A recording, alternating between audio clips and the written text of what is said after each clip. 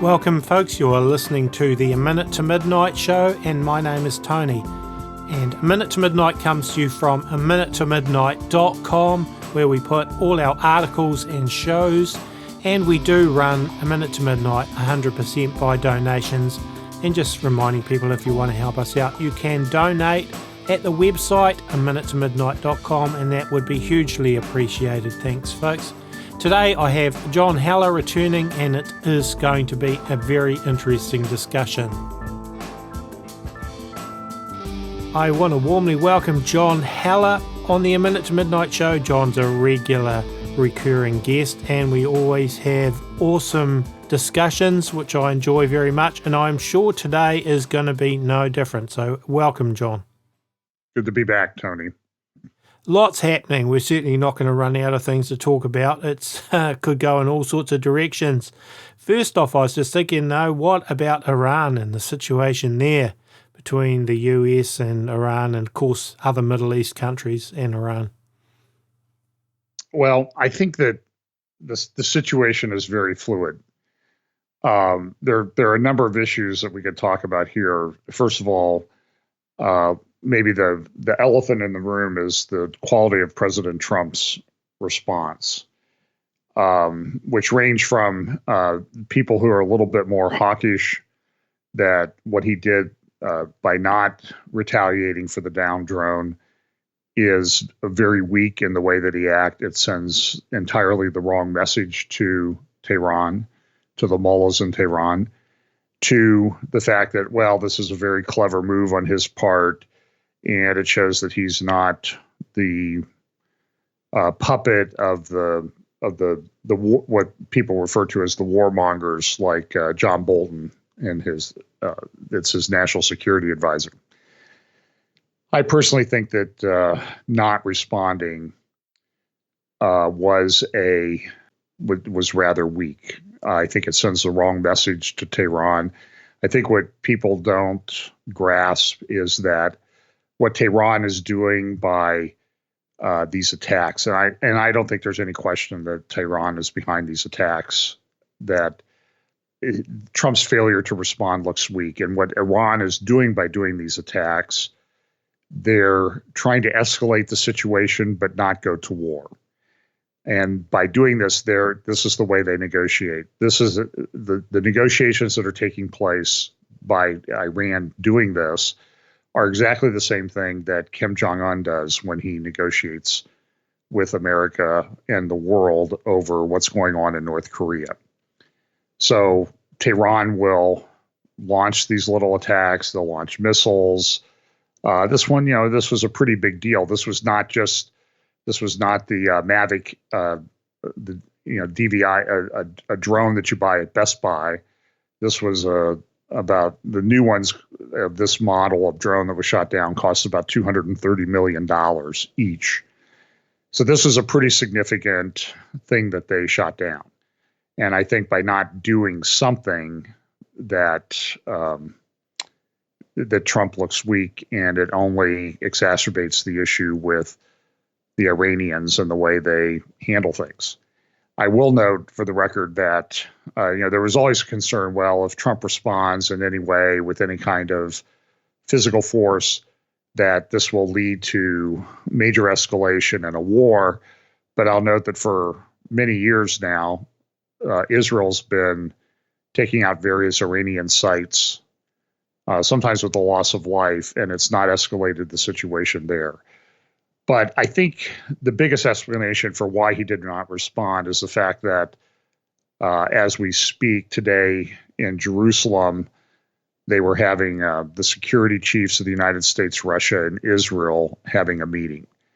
And I think that Trump backed off to not have any impact on what might come out of that meeting, because I think he hopes to get something from Russia out of that meeting. And there's a lot of hope that those talks will lead to some kind of agreement between Russia, Israel, and the United States over the presence of Iran in Syria.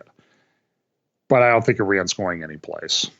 But I do see there's sort of a split in the interest of Russia in Syria and Iran in Syria. And Iran and Russia are sort of natural enemies that have cooperated in Syria because they both get something out of it. But there are limits to that. So it's clear, I think, that the regime in Damascus, the Assad regime, they have a closer relationship with ideologically and religiously with Iran than they do with Russia. But Russia gives them some of the protection that they want. So I think the situation is going to be like this for the foreseeable future. I don't see Iran really returning to the negotiating table. Their negotiating table are these little attacks to escalate things and get people to back off and give them something in exchange. Iran is in incredibly difficult circumstances. Their oil exports are maybe a third, 20% to a third of what they were a few years ago.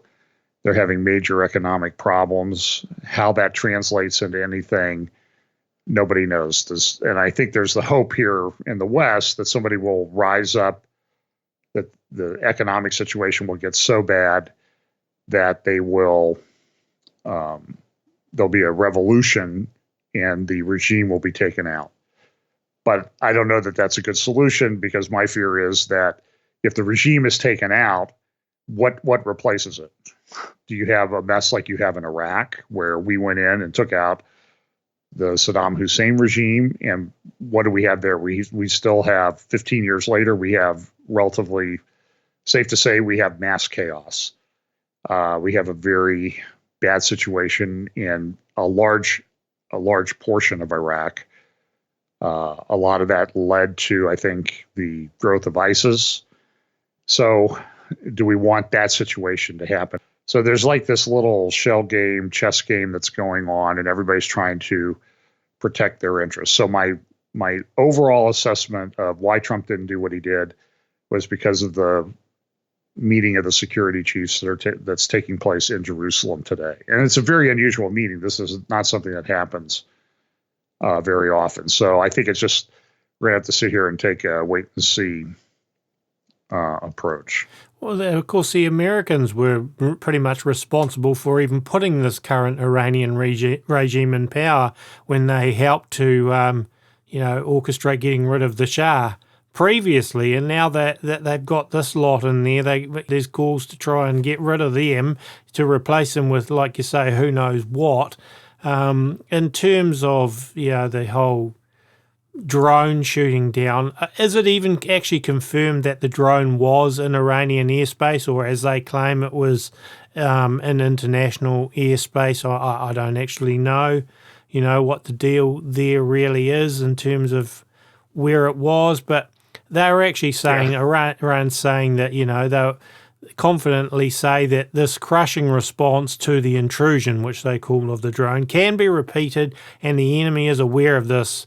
That's straight from Iran. And, they're basically saying that anymore they'll just keep doing the same sort of thing. So was it really in Iranian airspace, or was it international airspace? I don't know, because who can you trust to tell the truth in these kind of situations? And of course, now you also have Jordan, Egypt, Kuwait encourage retaliation for Iranian drone strike on Saudi airports.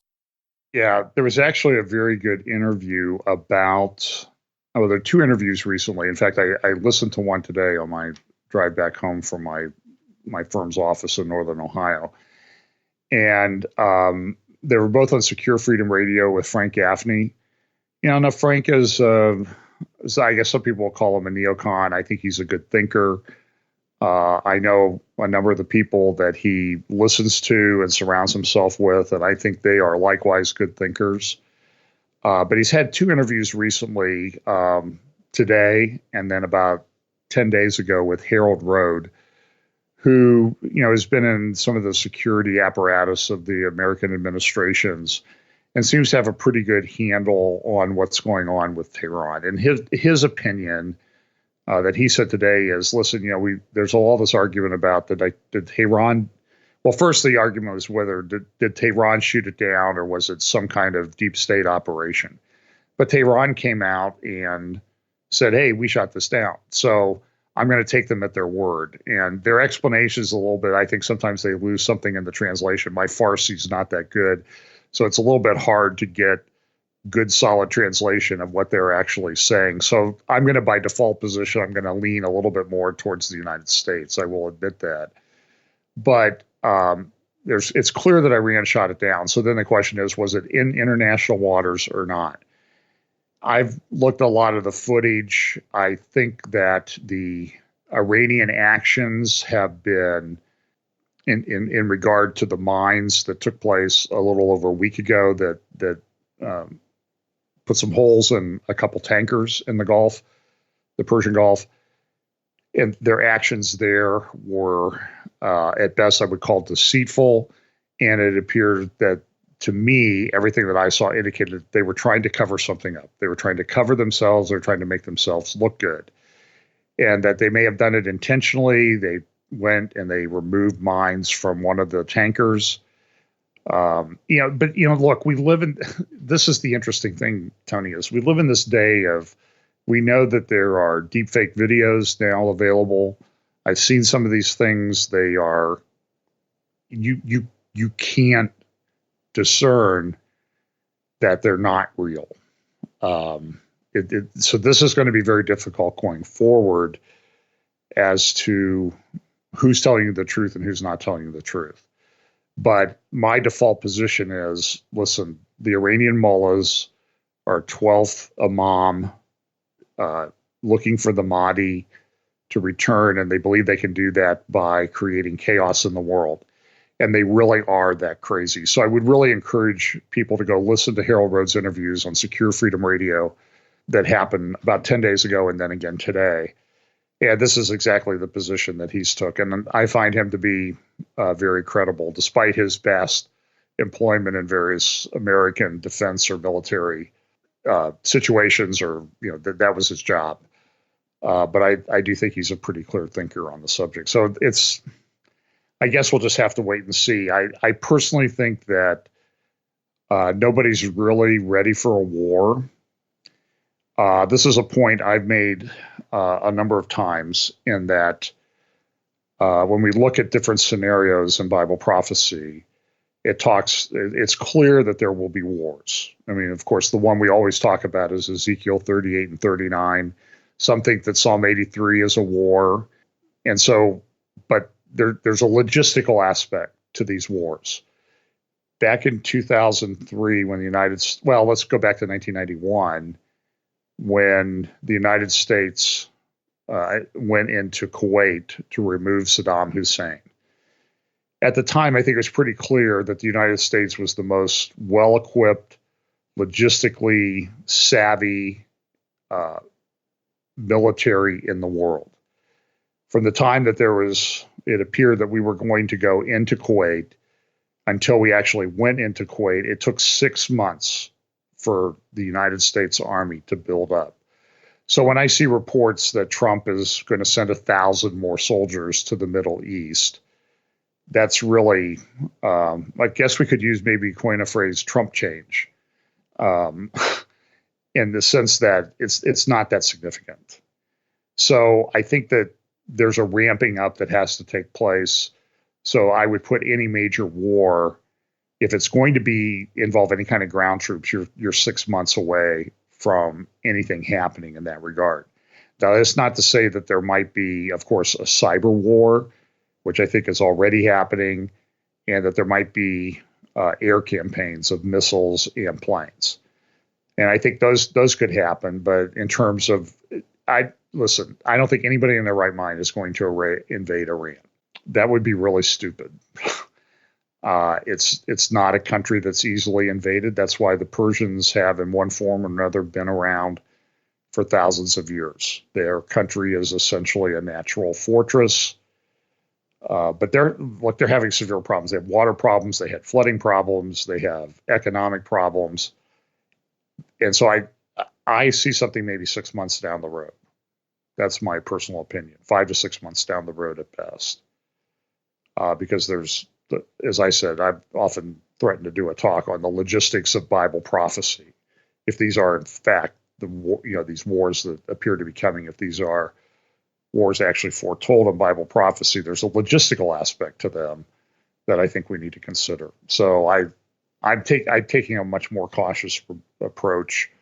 I personally don't want to be running around saying for 6 months that Ezekiel 38 and 39 is happening tomorrow, when in fact I don't think that it is. Yeah, that's a good point. I mean, the Saudis, of course, bin Salman said, "We do not want war in the region, but will not hesitate to deal with any threat to our people's sovereignty or territorial integrity or our vital interests," because he believes, of course, that Iran was responsible for those attacks on those oil tankers and so on. But, you know... Well, Tony, if I could interrupt you for a second, I do think that the one thing that is way underreported based on information that comes my way, and I always try to vet things through public sources, but I also have some private sources that I can't disclose. There's something going on in southern Saudi Arabia that is very significant. The Houthis have attacked an airport. They've actually taken over some villages in that area. And I know that there is this belief that they may be able to march up the road, however many hundred miles it is, to Mecca. And I think the Saudis are very nervous about that. I read a great article today that sort of analyzed. They're backed by Iran, aren't they? These Houthi They're rebels? backed. Yeah, the Houthis are backed by the Houthis are proxies for Iran. Iran doesn't really put that many of its people there, so they act through proxies. They act through Hamas and Islamic Jihad in Gaza. They act through Hezbollah in southern Lebanon and in Syria. They work with various factions. They're working with Shia militias in Iraq, and then they're working with the Houthis in Yemen. So there's a much bigger aspect to the war that they're trying to push here.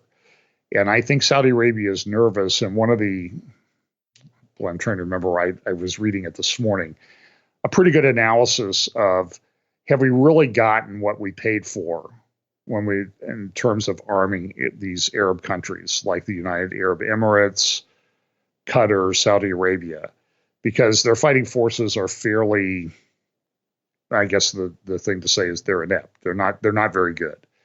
So there's all this hardware and everything over there, but they don't really know how to use it. So I'm seeing a lot of pressure on Saudi Arabia right now from Iran in a number of different areas.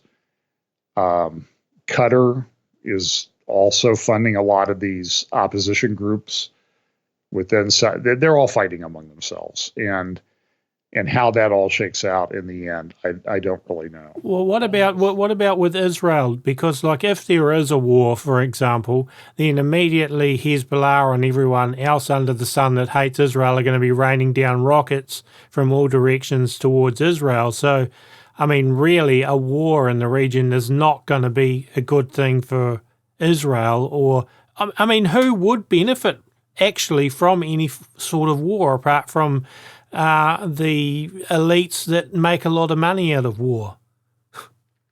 Well, I don't know who's really, for example, in Syria, I don't really know who's benefited a lot from that.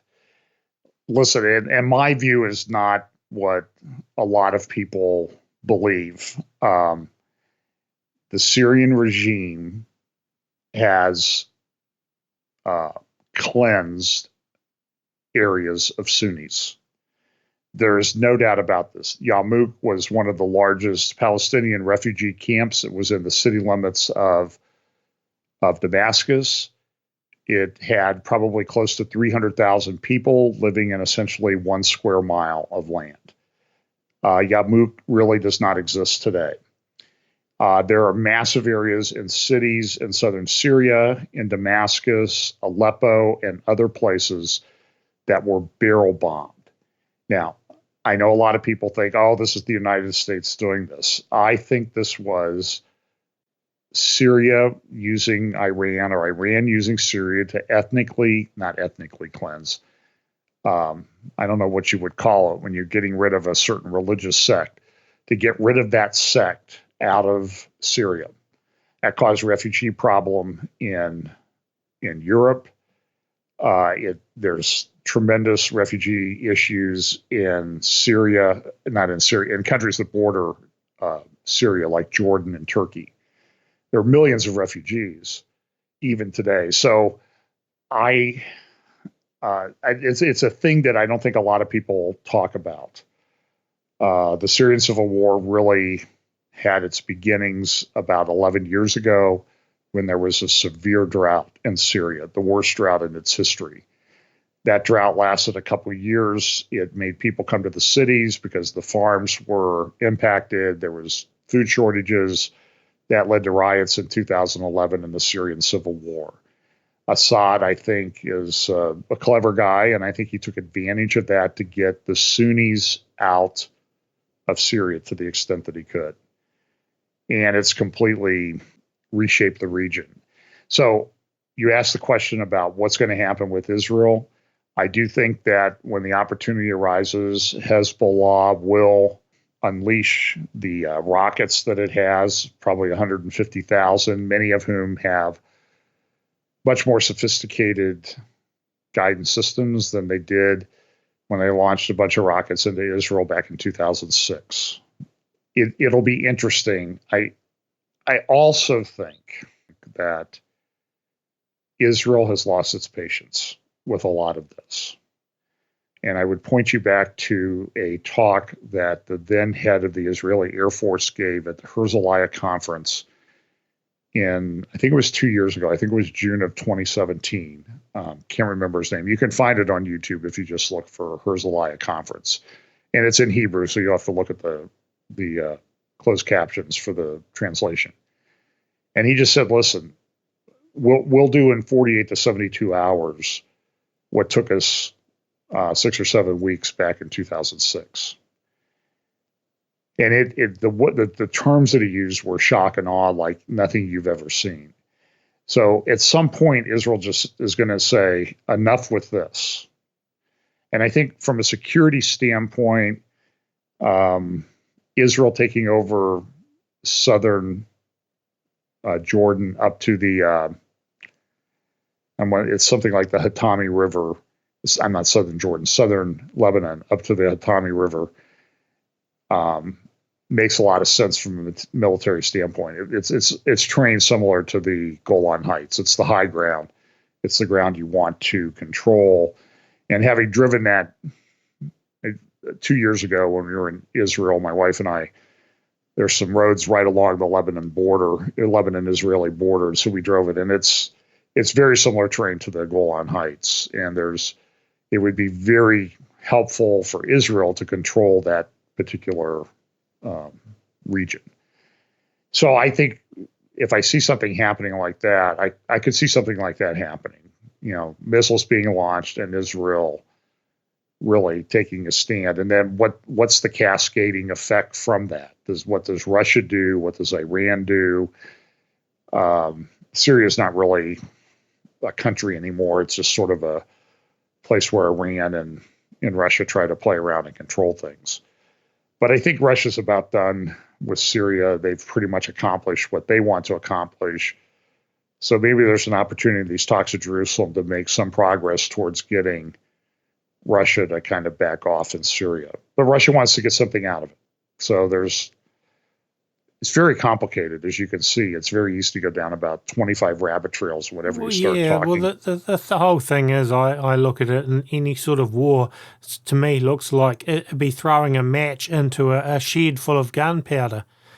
It's like you start off with a small spark and a little wee fire, but the potential to actually blow everything sky high is so great. And I guess that's what everyone is holding people back.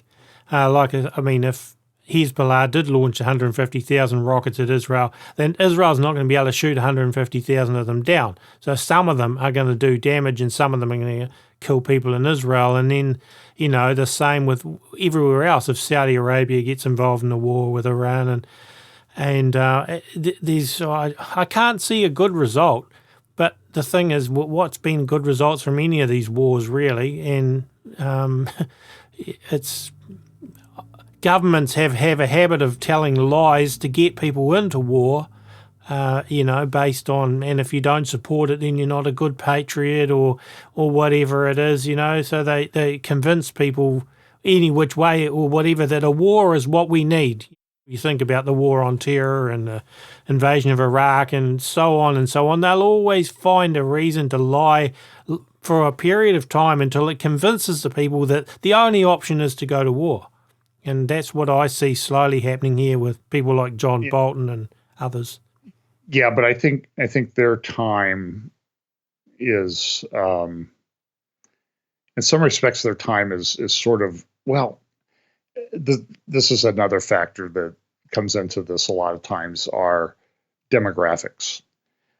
I think it's an underappreciated factor in all of this, because I believe that Iran is the most rapidly aging country on the planet right now. That means that they have, and they think much longer term than we do. We're thinking it could very well be that Trump didn't do anything because he was worried about how it might impact the American elections in a little under 500 days. So that may be why he backed off, and it makes some sense that's what he did. But there's these other countries like China and Iran. They think more long term, but they have massive demographic problems. They're still growing, but they're going to hit a wall here very quickly. In fact, I think whether you like him or not, and when he's not stoned, he actually makes a lot of sense, as Elon Musk gave a talk this past weekend about the demographic problems that's facing the world. The only thing that's saving the United States is the immigration that we have that keeps supplying these workers, but it's a rapidly aging population. But we're not as bad as Japan. We're not as bad as China. And I was talking to our pastor. His wife is from India. He was a missionary there for a while. And he said, 12, 13 years ago, when he was in India as a missionary, that there was only one woman for about every 5 Indian males of marriageable age. So these are huge problems and that has an impact on your country demographically. So they may be growing, they may be getting bigger, but at some point they hit the wall. And Europe's certainly in the midst, I think, of a population decline if you take out immigration, Russia, China. And so I think that my point is that there's this closing window for some of these countries to do something. So you have to factor that in as well. And that only adds to the volatility of the situation. Okay. Right. I want to change subjects a little bit now and head to America. First off, let's what about this whole weather situation and the crops and so on over there? Have you been following that? I see there's thunderstorms and so on. We're having a bad storm and tornado warnings as I arrived home tonight. I went up to Toledo today, which is about 2 hours north of, I don't know how well you know the United States, but 2 hours north of Columbus, where I live, and had some meetings up there. And I'm actually working on a case involving a farm bankruptcy. And so because of that, and because of the issues related to that, and how you would, someone who's in bankruptcy and reorganization, I represent a bank, they have to come into court and they have to show that they can restructure financially, force the bank to make certain loans to them with projections. But it's literally like the perfect storm for farmers here throughout the Midwest. I have to tell you, Tony, I mean, the last couple of years, there's a drive that I make, back roads when I'm coming back from Dayton, go up through a little town called Mechanicsburg. And it's sort of, there's a river valley in there. And it always amazes me.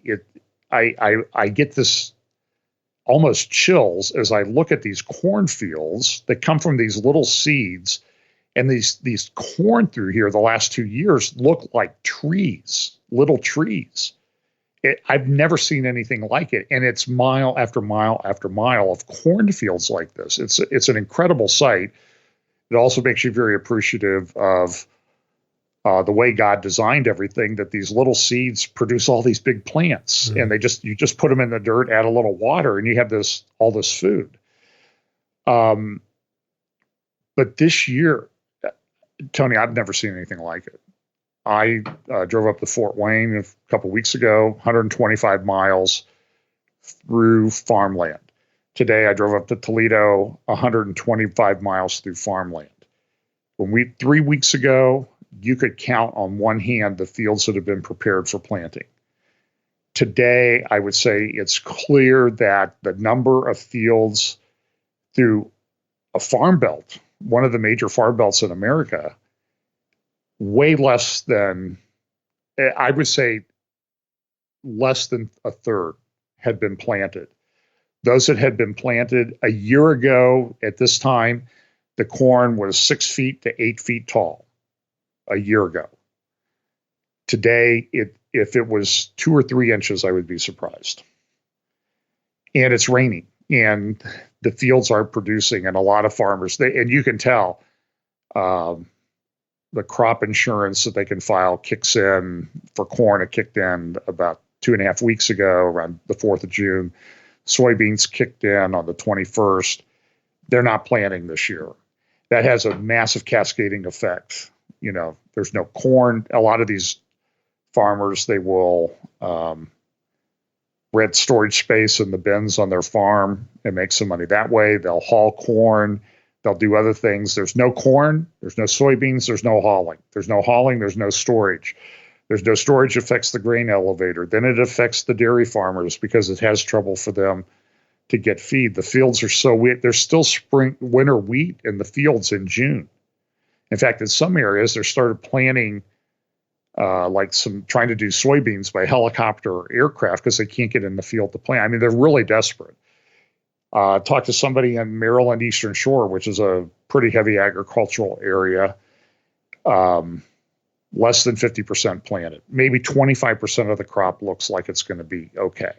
I've seen photos of a variety of different states, and it's all looking the same. And an article Michael Snyder wrote in the Economic Collapse blog a few days ago.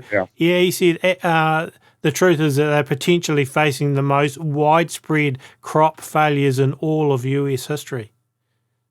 I don't think there's any doubt about that. And it's raining still like crazy. And then there was a storm that went through some of the Midwest states to the south, and sort of to the south of where we are.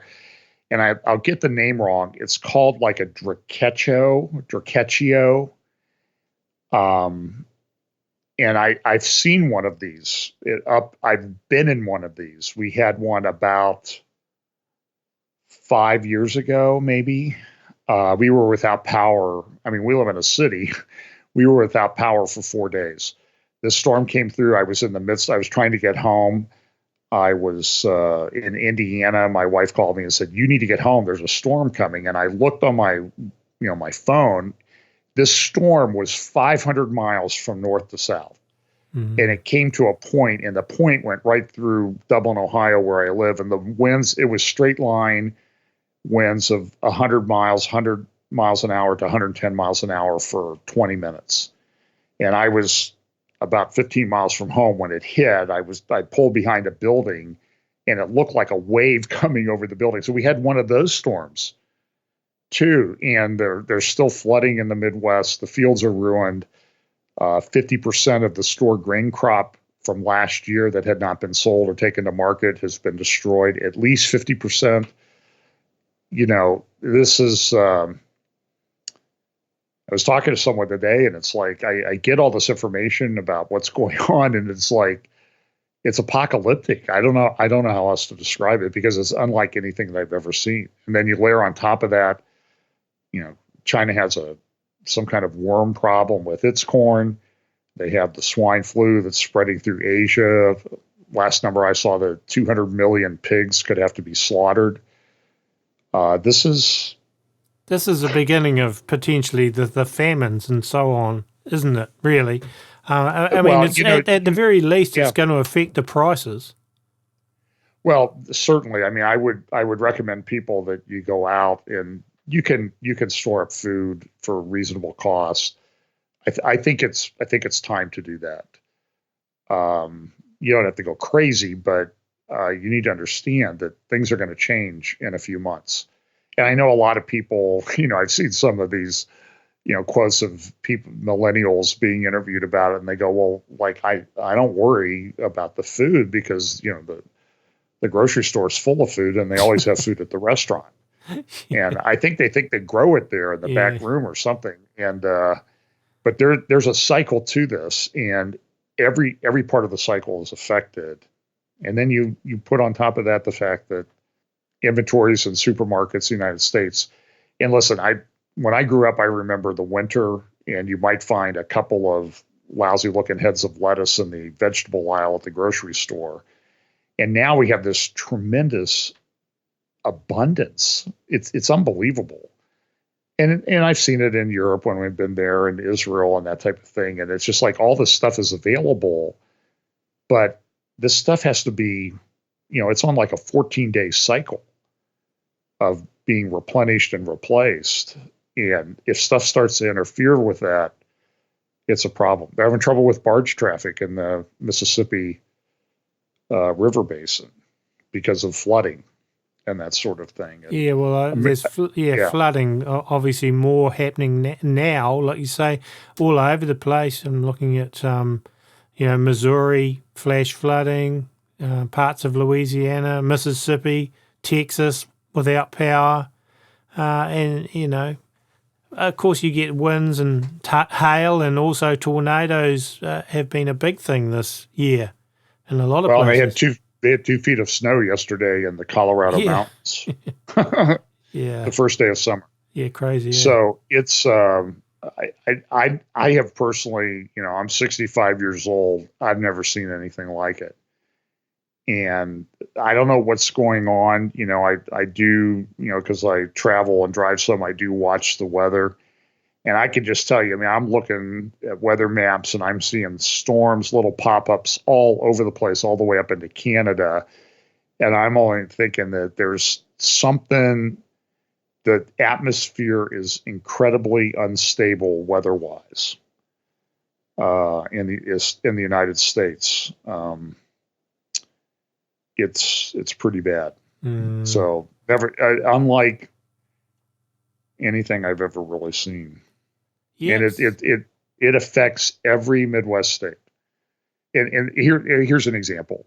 Western Illinois is incredibly rich farmland. It's very similar to what Ukraine has in terms of, just this really deep, rich topsoil.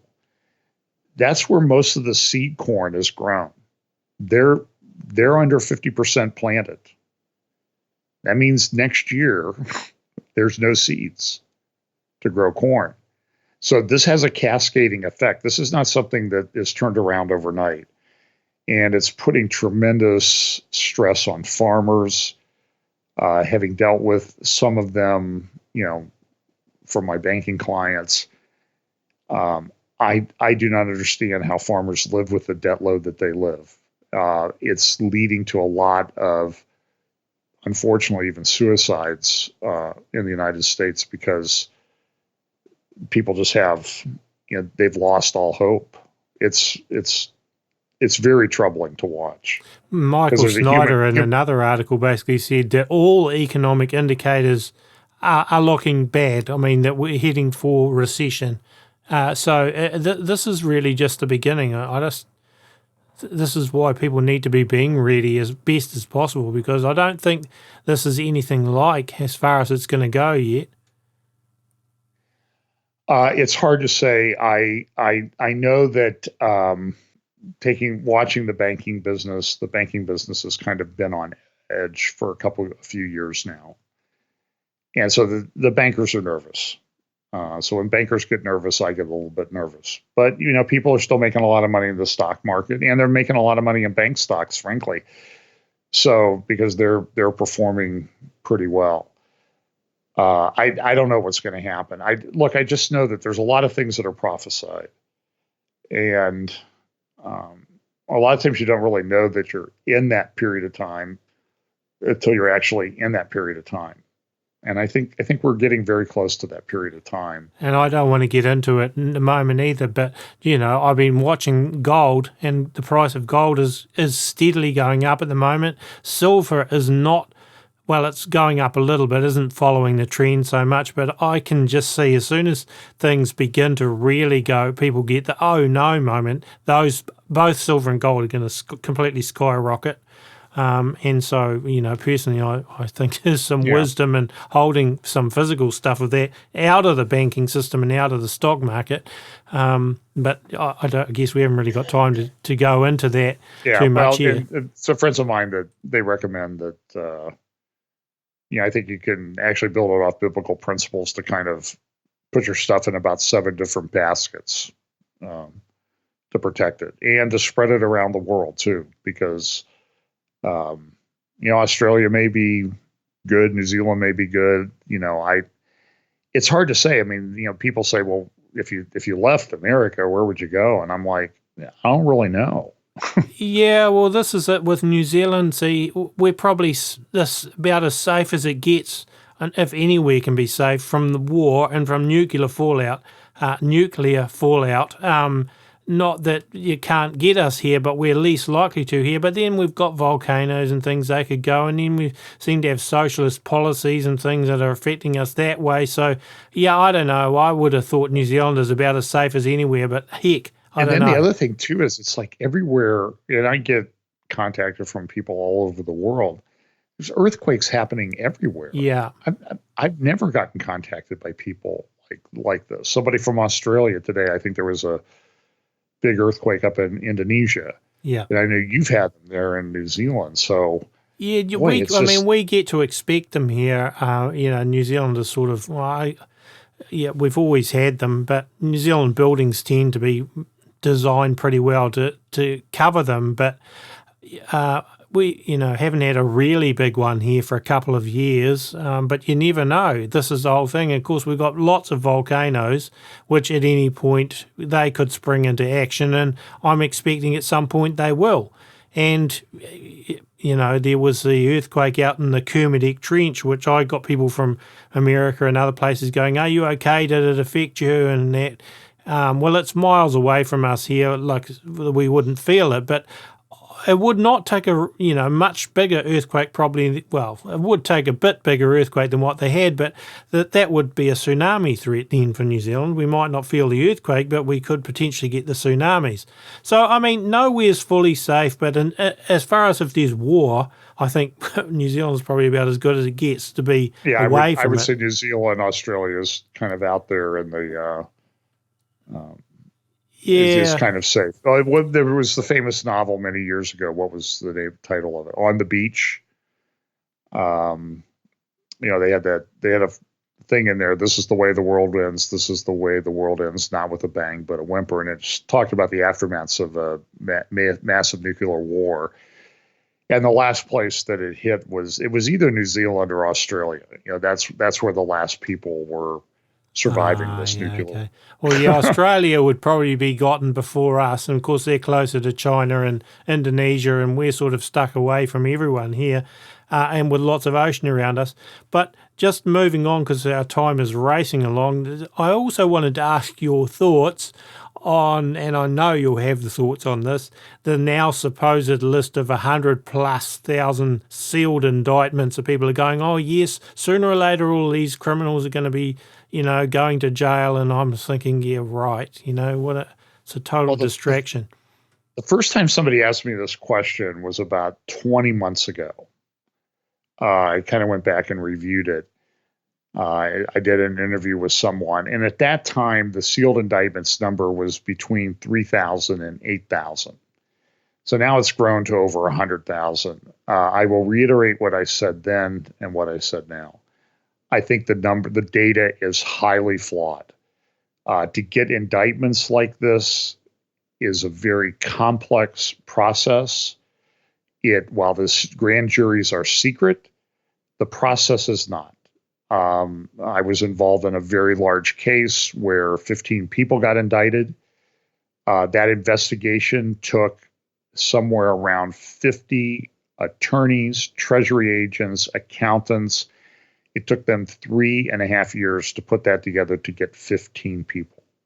Now, when you talk about 100,000 indictments, and so in that case, the indictments came, there were a few single person indictments because those people were cooperating with the government and getting reduced sentences. But then there was one large indictment that involved 7 people. So let's say there was an average of 3 people in all of these indictments. That's 300,000 people. I will tell you, though, everybody in town knew about that case because everybody was lawyering up. People who got grand jury subpoenas got lawyers. It got to the point where if you needed a lawyer, you needed to go to like Toledo or Cleveland or Indianapolis or someplace like that because so many lawyers were tied up in the investigation and conflicted out. So if there were that many people being indicted under investigation with grand juries and that type of thing, the buzz in the legal community would be tremendous. And I can assure you, nobody's talking about anything like this. Now, everybody will say, oh, they're secret. Listen, this is not the way the system works. And if we now have a dictatorial regime in place in the United States that's completely changed the system, then I'm even more concerned about how it's being done. There's a procedure, a process. There's American law. I respect the rule of law. And I know how the system works. And I'm just telling you, listen, I think I've told you when we talked about this before. If I see 15 to 25 people indicted, I'll be doing handsprings. I'm very skeptical of the claims. And so I think this, let me just make a point here, Tony. We all have our opinions about how all this stuff is going to unfold prophetically, because the scriptures give us some parameters, and we all think that we have it all figured out. But if you read social media, I read blogs, that type of thing, nobody agrees on how this unfolds. There's a million opinions at least as to how this unfolds. And I think it's very dangerous for people. This is what we tell young lawyers is you're going to get a case. The clients are going to tell you their version of the facts of the case. Don't necessarily believe them, because you need to gather the facts and the evidence and see where it leads. The problem I see with a lot of people, and listen, I'm prone to do this too, is we have our opinion as to how it's going to work out, and then we interpret the evidence and only interpret evidence or look at evidence that supports our conclusion. And I just think that's, I don't think that's helpful. I have said this, I'm probably becoming in some respects less dogmatic about how things will unfold in the future from a Bible prophecy standpoint. I think we need to be flexible. I think we will gain more knowledge as we get closer. And sometimes we won't even know that this is what was supposed to happen until it actually happens. And then we can look back and say, oh, that's what was prophesied by the prophets. So I think we need to be a little bit humble and cautious about how we look at the evidence. I just don't think it's helpful to cherry pick everything that supports your position. So if you think so-and-so is the Antichrist, I think it's not helpful to say only choose the evidence to support your conclusion that person is the Antichrist. I just think I see a tremendous amount of confusion among good people that love Bible. They love the Bible prophecy. They love to study it. They love to talk about it, and that's great. I think we should. I do it. I mean, but I also think we need to be a tad flexible, because we don't know how this is going to play out. Look, I think there are people that want to run the world. But in some respects, I don't think they're, at least to date, I don't know that they've been very good at it, because I think they've been at it for hundreds of years and they haven't succeeded.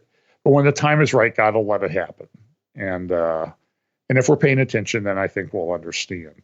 but I think we just need to kind of chill out a little bit that it's going to work out exactly this way. I encourage people to, if you have a position, think through the implications of your position, because what will happen if your position is true? And sometimes there's some very glaring inconsistencies that pop up when you do this. And it's happened to things that I think is going to unfold. And then I sit and analyze it, and it's like, I don't think that's really going to work out that way. That's a little bit too complex. And that implication, or that the way it works out, is totally inconsistent with how I think what the Bible says it'll work out. So I don't know if that makes any sense, but that's just kind of where I am. But look, I study this. I look at geopolitics. I read these intelligence reports. I talk to people. I read massive amounts of material every week.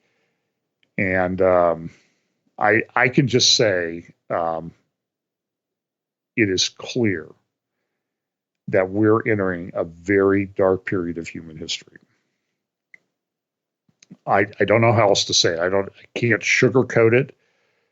I think major things are going to happen, and a lot of them are very bad. I'm optimistic that God will work it out. I think man has made a complete mess of everything. I think we need to be watchful. I see trends that I think Christians need to prepare their minds and hearts for persecution. I think it's coming. I think we see implications or indicators that it's coming. And I look at certain cases like Izzy Folau, or that however is you say exactly what I was going to say. Yep. Well, I mean, I see that, GoFundMe, he's been charged with these ridiculous charges. And I think it's a really big deal. And for my investigation and reading, I personally think that the head of Qantas airline was behind this. I understand that he's a homosexual, and he's funding rugby. And he says, if I'm going to fund rugby and advertising and that type of thing, you're going to get rid of this guy. And so Izzy was the sacrificial lamb. Yep. And now I see everybody jumping on him. Oh, he's worth millions of dollars. He's earned millions of dollars, and he wants people to fund his legal fund. Listen, I don't know what he's going to do with the money when it comes about, if he wins. Well, basically GoFundMe's basically now has defunded his page. For people that don't know, Israel Folau's GoFundMe page has been taken down, and GoFundMe Australia released this statement to the Sydney Morning Herald on Monday, saying that Folau breached the organisation's terms and conditions. Today we will be closing Israel Folau's campaign and issuing full refunds to all donors. After a routine period of evaluation, we have concluded that this campaign violates our terms of services, GoFundMe regional manager Nicola Britton said. And she finishes here. As a company, we are absolutely committed to the fight for equality for LGBTIQ plus people and fostering an environment of inclusivity, all because Israel Folau quoted a scripture from Corinthians about, homosexuals and adulterers and thieves and all that going to hell, and that's it. So it's a war against Christianity, and we'll have to look at wrapping up in a minute, John. So finish your final thoughts on that. I think the Izzy, there are these canaries in the coal mine. I think, Jews and Israel have often been the canaries in the coal mine. And now we see these instances of Jack Phillips at the Masterpiece Cake Shop in Lakewood, Colorado. Yeah. We see the lady, the florist, and bakers in Washington and Oregon. And listen, so I know Izzy made a lot of money. I know he's got a lot of properties and that type of thing. But listen, there is a huge principle here to fight. And so I personally don't have a problem with him asking for the money. Now, everybody could say, well, you're a lawyer. You just hope you get some of those millions of dollars in legal fees. But let me tell you, he is up against a juggernaut, my friends. This is huge. He's not going to just get some little sole practitioner that's going to be able to go up against Rugby Australia that's funded with by the people at Qantas and that type of thing. They're well funded, and the thing I noticed over the last week, Tony, he gave a sermon where he said, "Boy, these poor transgender children. Oh, he's targeting children. He's not targeting children. He's targeting the morons that help that facilitate chemical castration of prepubescent children. This is child abuse." And I applaud him for speaking out. I think he spoke the truth, and I think we need to support him. So, I think kudos to him, and I think this is a really big issue. I think we should fight it, in part because, like, when you think in terms of abortion or this transgender stuff, this is affecting lives, and not just now, but there's eternal consequences to all this stuff. And I think it's important to fight on these particular issues. Of course, we need to share the gospel and all that, but I also think we need to fight on these particular issues. So I personally support Izzy. I'm sure he's not perfect, but I appreciate him taking the stand that he's taken. Absolutely, totally agree, because they shut people like him up. They're shutting all Christians up, and it's just the beginning. Of course, it's probably where it's going to go anyway, but we shouldn't just sit back and just blindly take it without speaking out and supporting people like that best as we can. Well, John, it's been another fascinating discussion, and as always, the hour just races away so fast, and there's so much more we could have covered. Yeah. Well, I think we hit on some pretty important things this week. Could I just say something? I'm available. I do a prophecy update each week, almost every week, at Fellowship Bible Chapel, FB Chapel on fbchapel.com on the internet, Fellowship Bible Chapel, or my name, John Haller, on YouTube. I think we also put stuff up on Vimeo. I know that my updates are put up on Rapture Ready Radio, so I'll be doing some conferences this summer. I'm doing a conference in Denver, One in Messiah Convocation, and then Go Therefore in Lima, Ohio. And I think I'll also be doing a Moriel conference the first weekend of October in Vancouver, Canada, assuming they'll let me into the country. But that's just some of the things on my schedule this year, and love to meet people if they can make it. Yeah, that'd be great. And you check out John's prophecy updates. What's the YouTube channel called again, John, just in case people didn't catch it? Well, you could just, if you put my name into a YouTube search, it'll come up. But Fellowship Bible Chapel is the name of the channel. We put up all of our sermons and teachings and stuff at the church, and any little conferences that we have. I think we're having a conference in October. I'm not sure if I'm supposed to say who's coming yet, so I'll hold off on that for now. But just if you check our webpage, there'll be an announcement of the second weekend in October. There'll be a conference at Fellowship Bible Chapel. And we always do it for free. We always live stream it for free. It's just something that we've decided to do as a church. So the Lord's provided the funds to allow us to do that. So we'll hopefully be able to continue that. Awesome. Well, no doubt we'll be talking to you again well before October on the A Minute to Midnight show as well, because these updates from you are just so good, because you're such a wealth of knowledge. So thanks again, John. It's been awesome. Thank you, a pleasure. God bless. Thanks. Folks, don't forget to like this video and subscribe to our YouTube channel if you haven't already done so, or you can, of course, follow the video on our website, aminutemidnight.com, or listen as audio only on our website, or also at iTunes. And we do run, as I mentioned at the beginning, A Minute to Midnight by donations 100%, and if you want to help out, you can donate at our website, aminutemidnight.com. And there's some great new articles on there too if you want to read them on the website. Just remember to spell it Midnight, Midnite. And all the music is written, played and recorded by me that you can find in the shows, and you can download free music on our website too if you want. I hope you have a great week, folks. God bless. We'll catch you back in a couple of days with another show.